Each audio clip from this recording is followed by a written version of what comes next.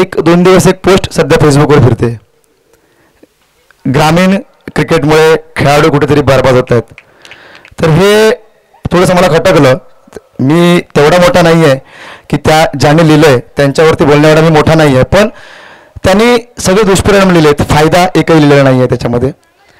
मला असं वाटतं की खरं आणि त्यांचं म्हणणं परफेक्ट आहे. खेळाडूंनी तुमचं घर, संसार, तुमचं आरोग्य, सगळं तुमचं शिक्षण सांभाळून क्रिकेट खेळलं पाहिजे. मात्र मला त्यात आवर्जून बाबी उल्लेख करायचे आहेत. दर्शन बांदेकर खूप मोठा खेळाडू आपल्या जिल्ह्यातला, ग्रामीण क्रिकेटमुळेच तो आज IPL सारख्या एका संघामध्ये खेळतोय. कृष्ण सातपुते ज्यांचं वार्षिक उत्पन्न क्रिकेटवरच आहे, ते सुद्धा ग्रामीण क्रिकेटमधूनच वरती गेले आहेत. अनेक खेळाडू आहेत. आज समालोचक आहेत आमचे विवेक परब सर, सागर कदम सर असतील किंवा कुणाल दाते, म्हणजे सगळ्याच नावं घेत नाही मी, कुणाल दाते हे सुद्धा सुरुवातीला ग्रामीण क्रिकेटमधूनच हळूहळू आज ते स्टार प्रवाहावरती समालोचन करतात.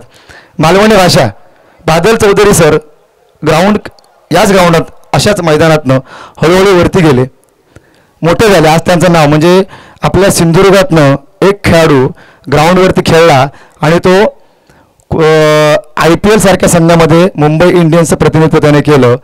त्याचबरोबर बादल चौधरींचं त्या ठिकाणी ऑडिशन झालं. खूप मोठं गोष्ट आहे आपल्या सिंधुदुर्ग जिल्ह्यासाठी.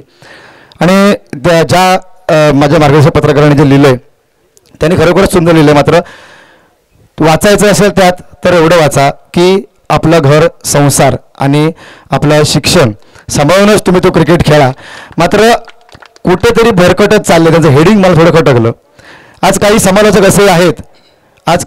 असे आहेत की त्यांचा उदरनिर्वाह जो आहे तो ह्या 6 महिन्यामध्ये चालतो. बरोबर विवेक सर? त्यांना पर डे 1000 रुपये, 1200 रुपये पर डे मिळतात. म्हणजे आठवड्याला त्यांच्या घरामध्ये 3 ते 3.5 रुपये जातात आणि त्याच्यावरून त्यांचं कुटुंब चालू असतं. मी ज्यावेळी आज मी जी सारख्या एका मोठ्या ब्रँडखाली काम करतोय, मात्र मी जेव्हा बेरोजगार होतो, माझ्या हाताला जेव्हा काम नव्हतं, त्यावेळी ह्याच क्रिकेटने, म्हणजे मी समालोचन करायचो, पंच म्हणून काम पाहायचो, ह्याच क्रिकेटने आपल्याला दिवस दाखवले, ह्याच क्रिकेटने आम्हाला नाव दिले. त्यामुळे अगदी मी त्याच्याशी सहमत आहे. पण पिढी कुठेतरी भरकटत चालली आहे किंवा वाया जाते, ह्या थोडासा मला आक्षेप वाटला. त्यामुळे मी थोडंसं इथे व्यक्त झालो. मला या ठिकाणी संधी दिला त्याबद्दल मी आपले आभार व्यक्त करतो. सगळ्यांना पुन्हा एकदा धन्यवाद देतो आणि पुन्हा एकदा सगळ्यांना मी आवर्जून सांगतो, कदाचित माझा आवाज YouTube लाईव्हच्या माध्यमातून ज्यांच्यापर्यंत पोहोचतोय, कृपया आपलं घर, आपला संसार, आपलं आरोग्य आणि आपलं शिक्षण सांभाळून क्रिकेट खेळा. आपण सगळे नक्कीच यशस्वी व्हाल. धन्यवाद.